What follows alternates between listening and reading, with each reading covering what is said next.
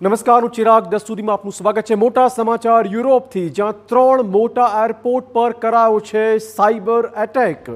સૌથી મોટા સમાચાર આપણે કહી દઈએ, યુરોપના 3 એરપોર્ટ પર હાલમાં સાયબર એટેક કરાયો હોવાના સમાચાર છે. યુકે, બેલ્જિયમ, જર્મની એરપોર્ટ પર સિસ્ટમ ફેલ થઈ રહી છે, ડાઉન થઈ ગઈ છે. બ્રિટેનમાં સાયબર એટેક પછી 150 ફ્લાઇટ હાલમાં પ્રભાવિત થઈ હોવાના સમાચાર છે. હિથ્રો એરપોર્ટ પર આવતી 4 ફ્લાઇટ હાલમાં કેન્સલ કરવાની ફરજ પડી છે. આપણે કહી દઈએ કે બોર્ડિંગ પાસની સિસ્ટમ જે હોય છે તે જ આખી નષ્ટ થઈ ગઈ હોવાના સમાચાર છે. આ સાયબર એટેકથી અનેક ઉડાનો કેન્સલ કરવાની ફરજ પડી છે અને સાથે જ હજારો પ્રવાસીઓ આ 3 એરપોર્ટ પર હાલમાં ફસાયા હોવાના સમાચાર છે.